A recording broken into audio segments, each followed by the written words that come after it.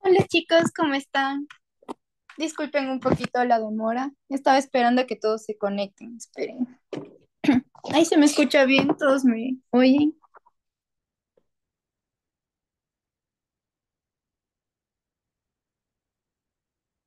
Buenos días.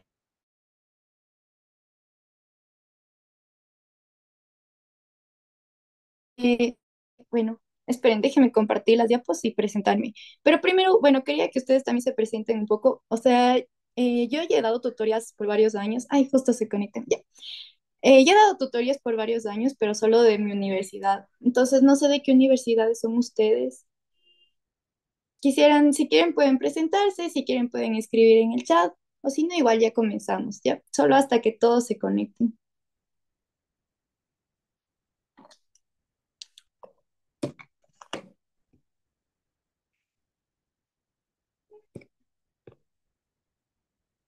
Bueno, a ver, esperen, déjenme compartir la pantalla y ya comenzamos. A ver, denme un ratito para compartirla desde otro lugar para hacer desde ahí.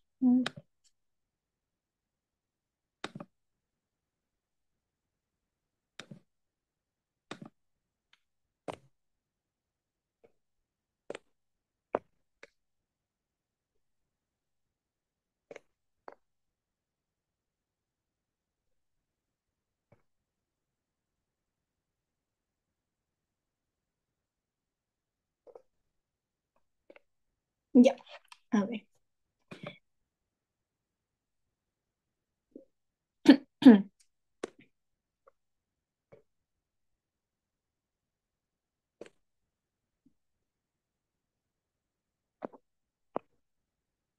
Ya.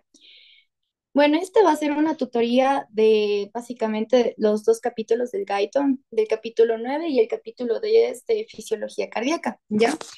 Entonces, si ustedes quieren, pueden prender sus cámaras, porque, bueno, depende mucho de cómo ustedes aprendan, ¿ya? Pero, por ejemplo, para mí, yo me distraigo un poco si es que tengo la cámara apagada, pero como ustedes gusten, ¿ya? Entonces, bueno, primero me presentaba, ¿ya? Entonces, yo me llamo Verónica, estudié en la San Francisco y ahorita estoy acabando el internado en el HCAM. Y como les digo, ya he dado tutorías por casi 3 años, quizás un poquito más, pero solo como de mi universidad. Entonces, bueno, cualquier pregunta que ustedes tengan, cualquier duda, ya saben, me pueden escribir por el chat o pueden levantar la mano o solo poner su micrófono, ¿ya? Entonces, bueno, yo solo voy a hacer como que algunas preguntas en las tutorías como para que, bueno, estén primero un poco atentos. Eso por un lado. Y por otro lado, porque yo siento que siendo más didáctica en las clases es mucho mejor. Ya no tanto como uno mismo, como que darles todo y las diapos, sino que ustedes también como que interactúen, charlen entre todos. ¿Ya? Pero bueno, si ustedes no quieren, no hay lío, ¿ya? Pero sí les voy a poner aquí algunas preguntitas y las pueden pensar entre ustedes mismos o si quieres pueden responderlas después. Ya, entonces, bueno, eh, no sé muy bien de qué años son ustedes de la carrera y no sé tanto si es que ya vieron quizás anatomía, si ya vieron fisiología esta parte, pero vamos a comenzar siempre con introducción, ¿ya? Igual es bueno volver a repasar si es que ya estas cosas ya vieron, pero ahorita vamos a hablar de la circulación del corazón, que como sabemos o como saben o quizás ya han leído, tienen una parte izquierda y una parte derecha. Pero para conocer mejor esta circulación es importante también conocer un poco de la anatomía, ¿ya? Entonces, bueno, la parte derecha del corazón, si ustedes la ven, está de un color celeste, un color azul, y la parte izquierda del corazón está del color rojo. ¿Ya esto a qué se debe? A que la parte derecha del corazón es la que tiene la sangre desoxigenada. Y por esta misma razón, toda la parte derecha del corazón va a llevar la sangre hacia los pulmones, donde va a haber este intercambio gaseoso y ahí es donde la sangre va a volver a oxigenarse. Ya, mientras que la parte izquierda del corazón, también conocida como la circulación mayor, si le ven es de un color rojo porque esta tiene la sangre oxigenada que va a llevar la sangre a todo nuestro organismo. Ya, entonces, bueno, eso es a grandes rasgos. La parte derecha del corazón hacia los pulmones y es una circulación menor y la parte izquierda del corazón hacia todo nuestro organismo como una circulación mayor. Ya, entonces, pero para explicar esto mejor, como les digo, vamos a hablar un poco de la parte de la anatomía. Entonces, algo que deben llevarse siempre es que las venas siempre llegan hacia hacia las aurículas, ¿ya? Entonces, como ven, aquí tenemos las aurículas, aquí los ventrículos, y las venas siempre están llevando la sangre o están llegando hacia las aurículas, mientras que las arterias siempre van a llegar o van a toparse con los ventrículos, ¿ya? Entonces, eso es algo súper importante que deben tomar en cuenta. Y también, bueno, como les acabo de nombrar, nosotros tenemos, nuestro corazón tiene una parte que es aurículas y la parte ventricular que está por debajo, ¿ya? Y tenemos tabiques, que son los que impiden que haya esta comunicación entre la sangre que no está oxigenada con la sangre que sí está, ¿ya? Entonces, imagínense en los problemas que habría si es que el corazón no tendría estas tabicaciones, la sangre se mezclaría. Y de hecho esto, bueno, pasa en ciertas cardiopatías congénitas que quizás vieron en embriología, que bueno, son otros temas, que son estas cianóticas y cianóticas y este foramen oval y todo eso.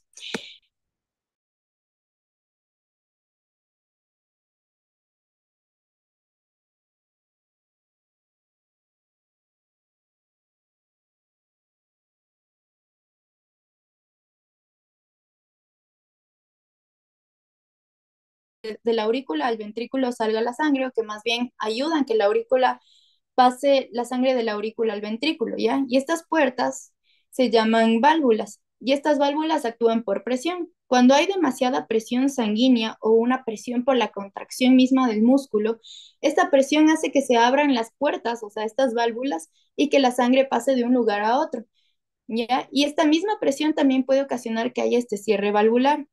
¿Ya? Y nosotros tenemos dos tipos de válvulas o tenemos dos nombres generales de estas válvulas que ustedes probablemente pueden haber leído y escuchar y capaz se confunden y dicen, quizás no sé si es la misma o es distinta, pero tenemos dos tipos, ¿ya? Entonces aquí les voy a escribir, tenemos las válvulas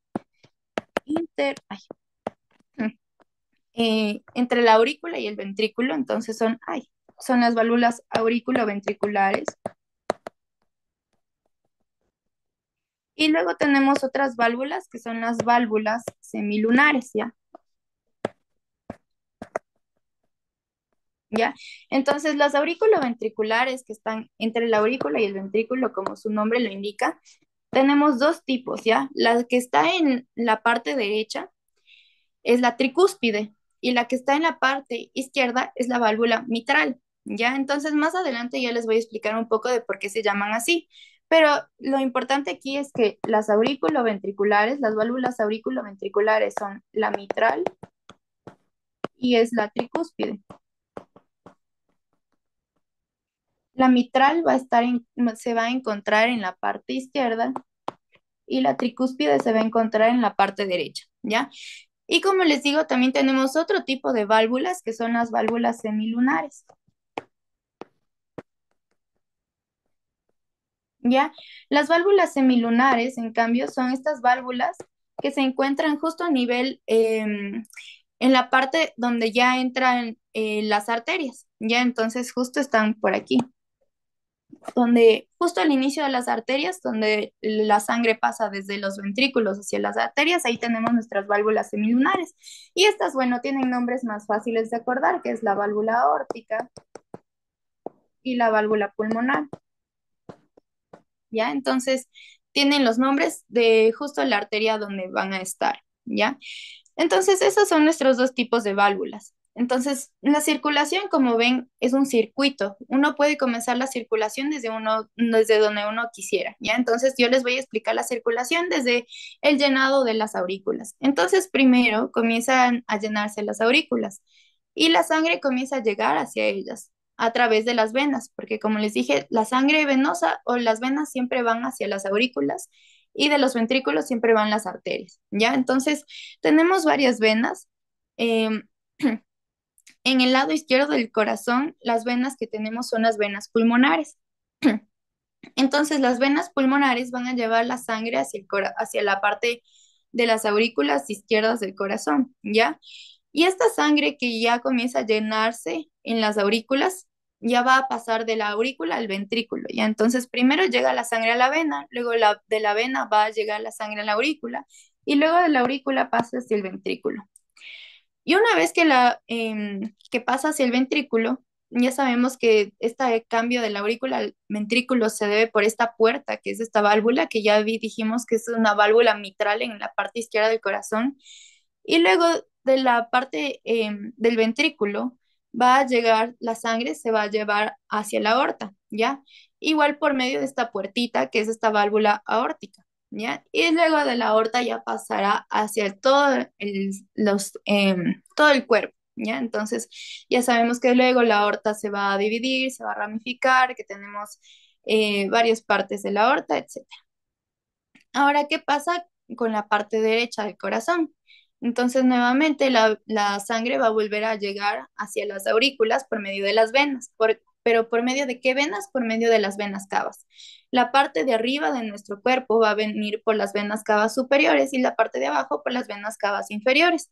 Entonces, nuevamente, igual el corazón comienza a llenarse de sangre de la aurícula y una vez que hay demasiada presión sanguínea de eh, la aurícula se llena y pasa hacia el ventrículo nuevamente. Entonces, del ventrículo ya está, este ventrículo se comienza a llenar también y del ventrículo va hacia la arteria pulmonar y de la arteria pulmonar va hacia los pulmones. Y es ahí donde se va a dar todo este intercambio gaseoso del dióxido de carbono, del oxígeno, para volver a oxigenar a la sangre, ¿ya? Y algo súper importante es que, como les conté, en la parte izquierda del corazón la sangre comienza a llenarse por las venas pulmonares. Entonces, algo curioso es que las venas pulmonares son venas que llevan sangre oxigenada. Por eso igual si ustedes ven el dibujito de color rojo, las venas pulmonares. Y tiene sentido porque estas venas pulmonares son las venas que traen la sangre oxigenada desde los pulmones. ¿Ya? Entonces luego el circuito vuelve a comenzar y ustedes pueden imaginarse el circuito desde cualquier momento. Ya pueden imaginarse desde que se está llenando la sangre en los ventrículos y del ventrículo izquierdo pasa a la aorta, de la aorta a todo el cuerpo, o si es que llega la sangre desde las venas cavas hacia las aurículas derechas, etcétera, etcétera. ¿Ya? Entonces, eso con respecto a la circulación izquierda y derecha, digamos que esto es como un principio o una base de la introducción de lo que vamos a ver más después, que es el ciclo cardíaco, donde ya vamos a ver mejor que hay partes, que hay la sístole, la diástole y que también hay nombres de cada fase, ¿ya? Pero esto es como nuestra pequeña introducción, ¿ya?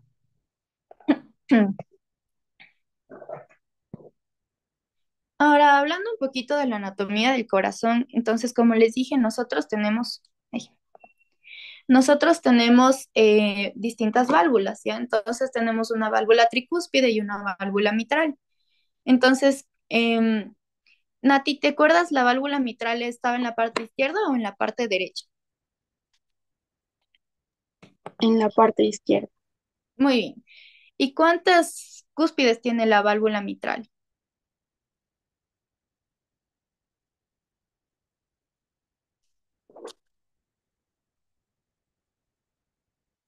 Ya, esta tiene dos, ¿ya? Entonces, digamos, si yo les digo de la válvula tricúspide, esta tiene tres, y por eso su nombre, pero la válvula mitral tiene dos.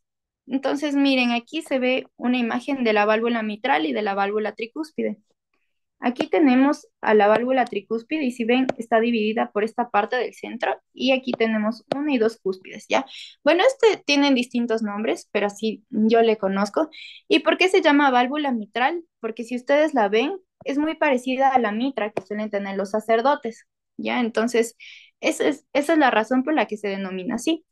Y la válvula tricúspide, en cambio, si ustedes la ven, tiene esta división donde hay tres cúspides y por eso se llama así igual, ¿ya? Entonces, bueno, esa es como una de las razones y digamos, es el fun fact de por qué se les llama así, ¿ya? Pero algo que también es súper importante y que no hay que olvidarse es que también tenemos nosotros cuerdas tendinosas, ¿ya? Entonces son justo estas cuerditas que se ven aquí en esta imagen.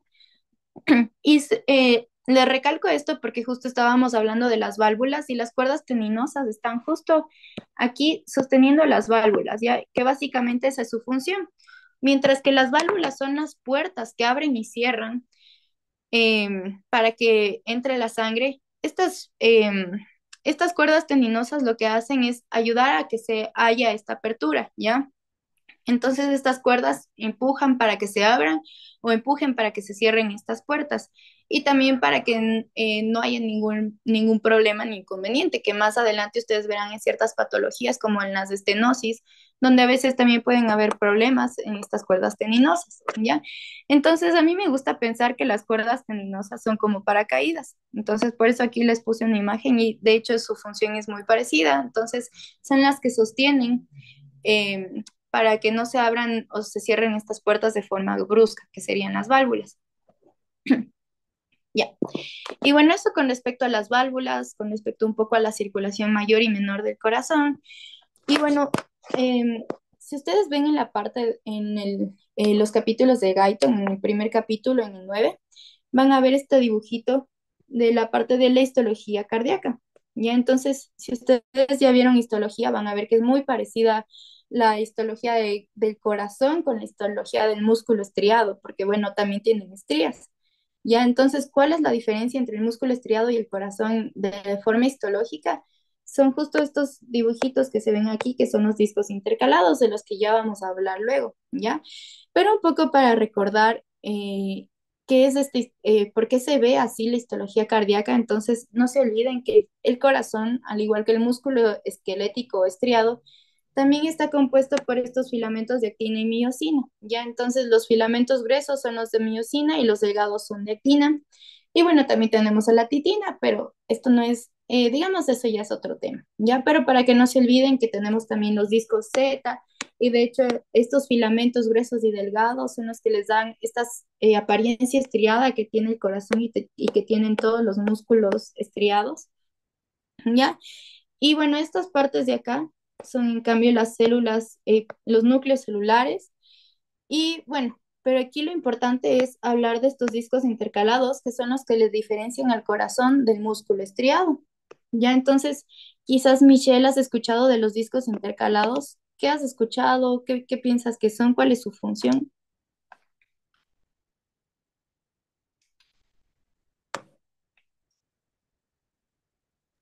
No, no he oído. Ya. ¿Y para qué crees que sea su función? ¿Por qué crees que están ahí? Tal vez para mantener la posición. Ya puede ser. Yamelito, ¿qué piensas? ¿Has escuchado de los discos intercalados? Separa los sarcómeros y también creo que reemplaza al disco Z. O sea, ahí en el músculo cardíaco se le conoce como discos intercalados, pero en la contracción muscular es disco Z. Ya. Ya, entonces, bueno, como ven, este es un término que es un poco desconocido, es más de parte de histología, un poco de la anatomía. Y sí, o sea, tienen buenas ideas, puede ser, pero la verdad es que no. Ya no hay que confundirse, de hecho, no, los discos intercalados no reemplazan a los discos Z. Tienen otra función, pero está súper bien que como que le piensen cuál podría ser la función, porque de hecho razonar es mucho mejor que aprenderse las cosas de memoria, ¿ya? Pero ahorita les voy a decir cuál es la función de los discos intercalados, ¿ya? Entonces, para saber qué es un disco intercalado hay que hablar de los sinsitios, que bueno, ya vamos a hablar más después y quizás si ustedes ya vieron en biología deben ya tener esta palabra con traumas, así como el sinsitio trofoblasto. Pero ¿para qué sirven los discos intercalados? Entonces, aquí tenemos una imagen de un disco intercalado, como el dibujito que les puse, y en esta imagen les muestra, digamos, de forma más molecular lo que hay en un disco intercalado. Ya hay desmosomas, esta fase adherente y estas uniones de hendidura. ¿Qué son las uniones de hendidura o también conocidas como uniones comunicantes? Ya como su nombre lo indica, son uniones que comunican una célula con otra y por eso nosotros vemos aquí en las uniones de hendidura como si fueran puentecitos entre una célula y otra, ¿ya? Es decir, cuando yo tengo una célula cardíaca, aquí tengo mi célula cardíaca y aquí tengo mi otra célula cardíaca, ¿ya? En la mitad de ellas, la unión de ellas son los discos intercalados, ¿ya? Los discos intercalados son los que unen una célula cardíaca con otra. Pero ¿por qué es tan importante que haya esta unión? porque el corazón actúa como uno solo. Entonces, cuando hay una contracción cardíaca, no es que la contracción cardíaca es de primero esta fibra cardíaca, luego esta segunda fibra cardíaca, luego esta tercera, no. El corazón se contrae al mismo tiempo. ¿Y por qué se debe esto? Porque entre cada fibra cardíaca hay una unión que hace que la despolarización llegue hacia todas las fibras al mismo tiempo, ¿ya? Y esto se llama sincitio. El sincitio es como uno solo, el corazón actúa como uno solo, ¿ya? Entonces, este sincitio del que hablamos se debe gracias a estos discos intercalares, que son los que tienen estas uniones comunicantes que permiten esta difusión rápida de información para que la contracción cardíaca se dé en todo el corazón y no en cada fibra por separado, ¿ya? Entonces, esa es la gran función que tienen los discos intercalares, ¿ya? Pero ahora la pregunta es, ¿se deben contraer las aurículas y los ventrículos al mismo tiempo? Porque como les digo, estamos hablando de que hay una contracción al unísono de todo el corazón, ¿ya? Entonces, gracias a estos sitios, el corazón se contrae al mismo tiempo, ¿ya? Pero, ¿tú qué piensas, Nati? ¿Se deberían contraer las aurículas y los ventrículos al mismo tiempo? Creo que no. Ya, muy bien. ¿Y por qué no debería pasar esto?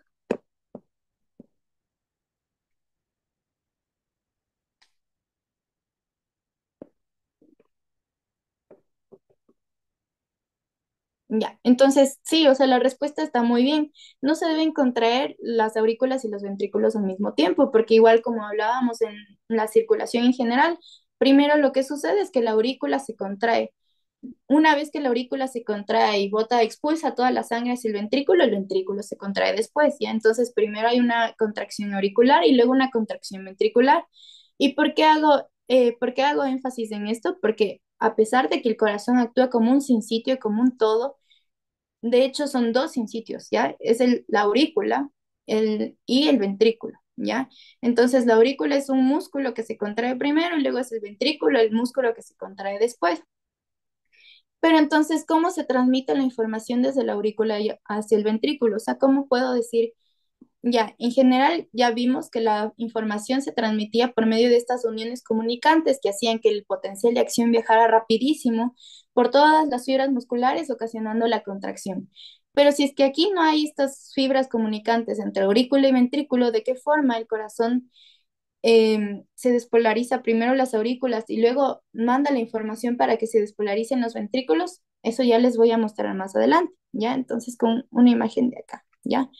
Pero bueno.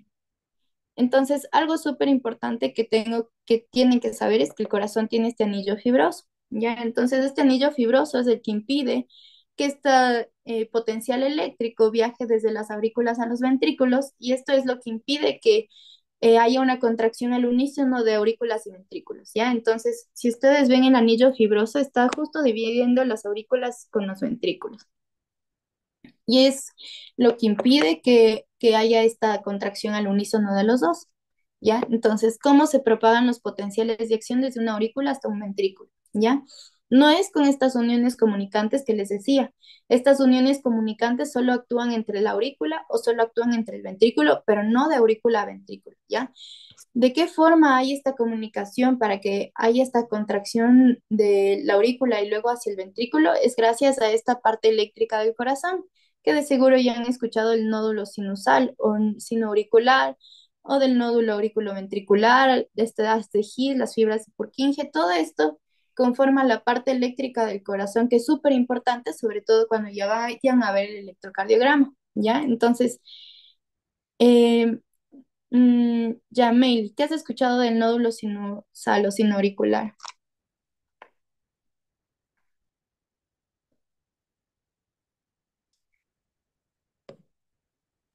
No me acuerdo, pero sí vi en libro.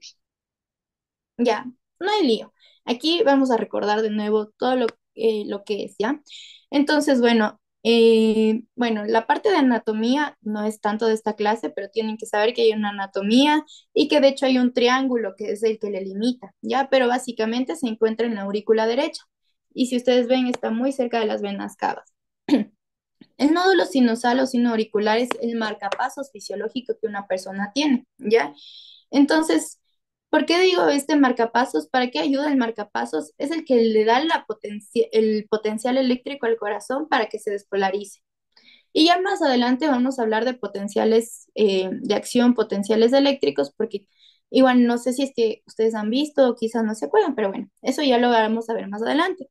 Lo importante aquí es que cuando hay un potencial de acción, el potencial de acción es el que provoca la contracción, ¿ya? Entonces primero hay el potencial de acción que es como el que excita al corazón y luego esta excitación provoca la contracción, ¿ya? Entonces la contracción muscular en general se debe gracias al potencial de acción, ¿ya? Y este potencial de acción en el caso del corazón es gracias a estos nódulos, el nódulo sinusal, el nódulo auriculoventricular y toda esta parte cardíaca.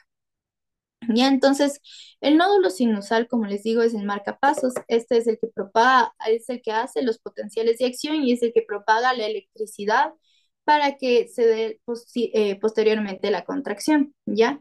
Entonces, todo comienza con el nódulo sinusal y luego del nódulo sinusal pasa al nódulo auriculoventricular, ¿ya? Y el nódulo auriculoventricular es el que hace que se propague la contracción hacia los ventrículos. ¿Ya? Y del nódulo ventricular, o bueno, es el que tiene esta conexión entre aurícula y ventrículo, ¿ya? Justo lo que hablábamos.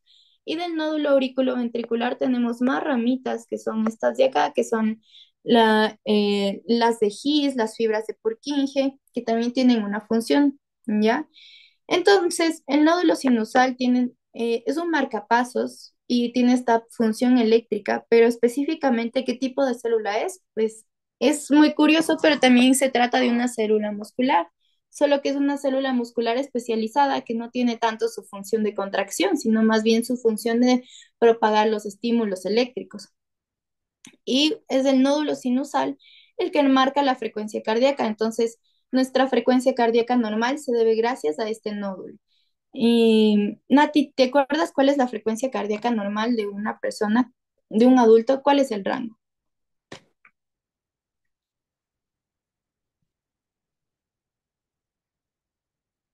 ¿O alguien se acuerda cuál es la frecuencia cardíaca normal?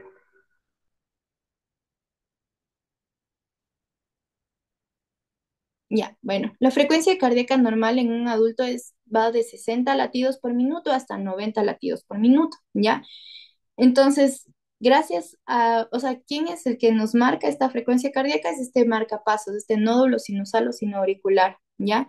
Pero ustedes han de haber visto que muchas veces nosotros tenemos una frecuencia cardíaca más elevada y muchas veces una frecuencia cardíaca más baja, o distintas personas manejan distintos tipos de frecuencia cardíaca.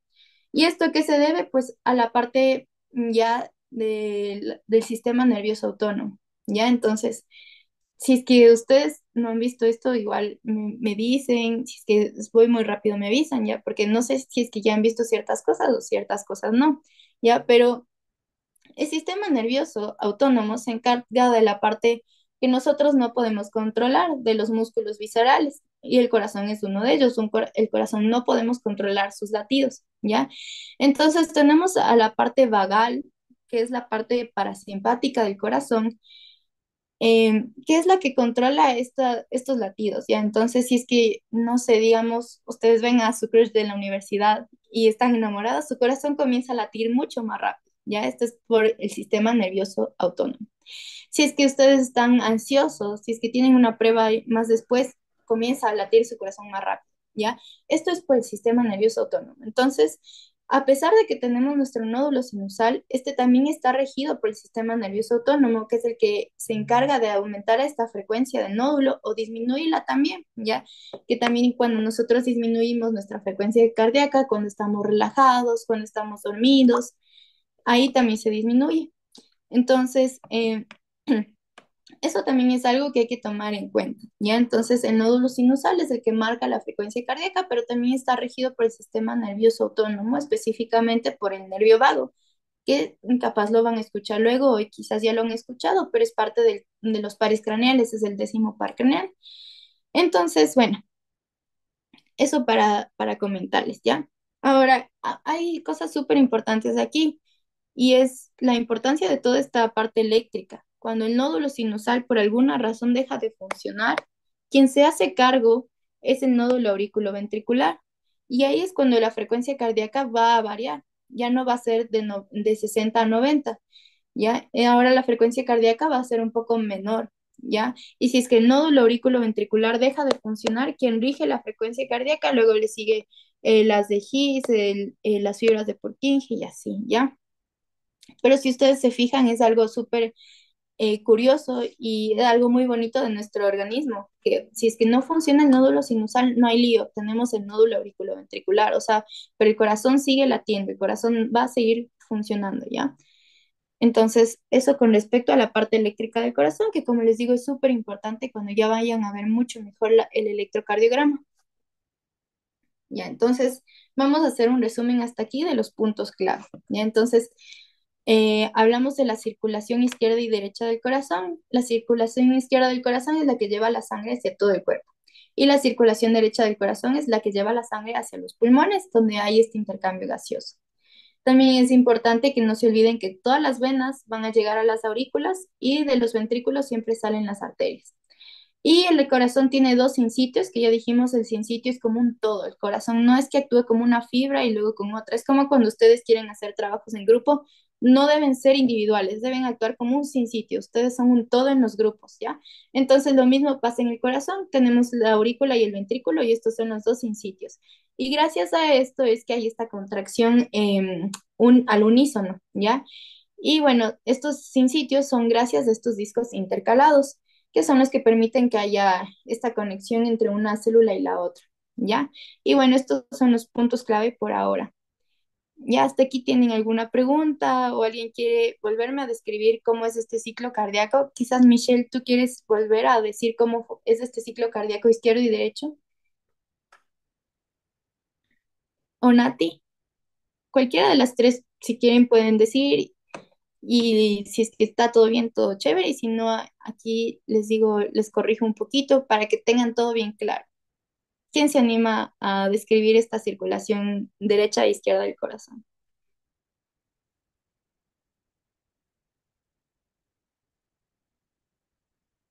Ya, bueno.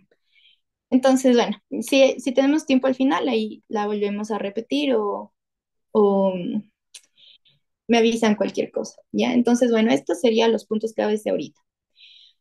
Pero ahora vamos a hablar de los potenciales de acción, que son los que ya les he comentado muchas veces y que si están en los primeros años son un trauma, pero es algo súper importante y muy bonito, la verdad. O sea, a mí sí me gusta, era de mis temas favoritos al inicio de fisio. Ya, entonces de seguro ya han escuchado de este término. Entonces, Michelle, ¿qué has escuchado de los potenciales de acción?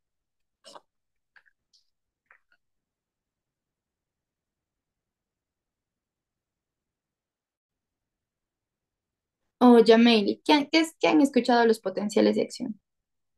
Un potencial de acción es el cambio breve que surge en el potencial de membrana Ya, muy bien.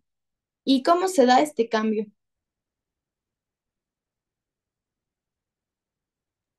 por la despolarización y repolarización, porque el interior de la membrana pasa a ser electronegativa o electropositiva. Súper bien, muy bien, Yamili.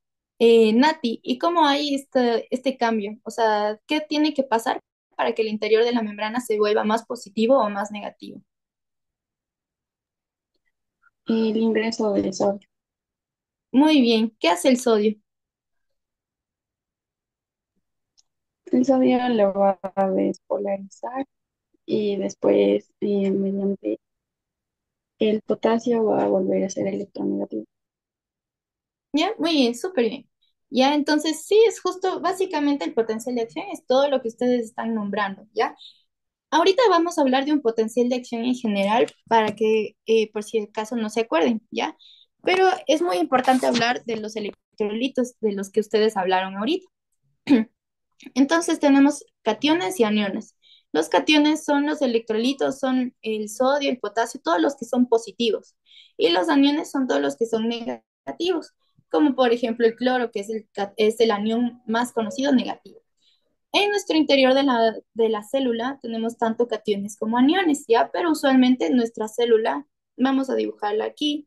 Aquí tenemos la célula, esta es la parte interna de la célula y aquí está la parte externa de la célula, ¿ya?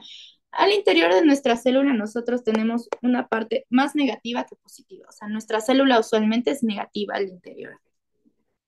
¿Por qué hay esta negatividad en la célula? Se debe a muchas cosas, entre ellas ahí dentro tenemos el bicarbonato, un poquito de cloro, pero lo que le vuelve más negativa sobre todo son ciertas proteínas, ya hay proteínas que le vuelven negativa, ciertos grupos fosfato que le vuelven negativa, ¿ya? Entonces, usualmente nuestra célula cuando está en reposo es negativa y usualmente esta negatividad es menos 90 milivoltios. Si nosotros le medimos en voltios, sería menos 90 milivoltios. Ahora, ¿qué pasa cuando nosotros hablamos de difusión, de estas partes, de estas cargas eléctricas? Entonces sabemos que si es que tenemos más de una carga aquí adentro, lo que hace esta carga es salir, ya siempre quieren igualarse las cargas, ¿ya? Entonces, ¿a qué me refiero? Por ejemplo, en el caso del sodio, nosotros tenemos afuera de la célula más sodio que adentro, ¿ya? Entonces, básicamente, ¿cuánto tenemos? 140, ¿ya? Pero este es un rango variable y esto es justo lo que ustedes cuando ya vayan a hospitales, cuando ya vean exámenes de laboratorio van a ver, cuando pidan electrolitos a un paciente y digan, este paciente tiene 140 de sodio, van a saber que este sodio está normal, ¿ya? Pero si ustedes dicen, tiene 130, este paciente va a tener problemas, está con una hiponatremia, ¿ya? Entonces, estos niveles de sodio son los niveles que se ven afuera de la célula, ¿ya? Afuera de la célula tenemos mucho sodio, pero adentro de la célula tenemos muy poco, tenemos menos. Ahora, ¿qué pasa con el potasio? Miren, el potasio afuera tenemos 4 potasios, ¿ya? Pero adentro de la célula tenemos 120. Entonces tenemos mucho más potasio adentro que afuera. Y así, por ejemplo, el calcio también, tenemos mucho más calcio afuera de la célula, pero dentro tenemos, pero nada, o sea, 1 por 10 a la -4, 0,000 ni sé qué ya. Entonces, el calcio igual adentro de nuestra célula es muy poco. Entonces, ¿qué sucede? Que nosotros siempre queremos mantener un equilibrio. Si es que tenemos el chance de que el sodio que está mucho afuera se entre adentro de la célula, este chance se va a dar. El sodio tiene que entrarse, ¿ya? Entonces, eso es lo que sucede en el potencial de acción. Pero ¿de qué forma pasa el sodio hacia adentro de la célula? Pues por medio de estos canales, que son estos canales de sodio. Hay canales que son dependientes de voltaje y este voltaje es estas cargas eléctricas, ¿ya? Entonces, ¿qué sucede? Que cuando se abren estos canales de sodio, estos canales hacen que el sodio entre solito por esta difusión, porque hay menos sodio adentro, y el sodio comienza a entrar hacia la célula. Y el sodio es un catión, o sea, el sodio tiene una carga positiva.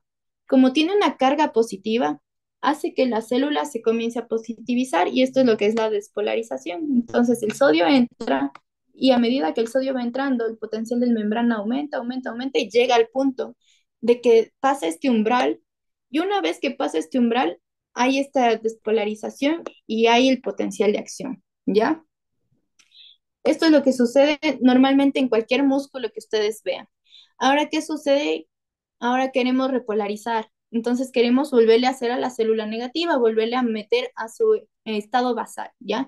Ahí es cuando se abren, en cambio, la parte del potasio, ¿ya? Entonces, déjenme poner un dibujo más bonito, ¿ya? Entonces, teníamos demasiado potasio aquí en la célula y muy poco afuera. Entonces, aquí es donde se comienzan a abrir los canales de potasio y como hay mucho potasio adentro, el potasio comienza a salir. Y ahora, ¿qué pasa? Que el potasio igual tiene una carga positiva. ¿Ya? Entonces, si el potasio es positivo, pero el potasio está saliendo, entonces todo lo positivo que está saliendo le está volviendo más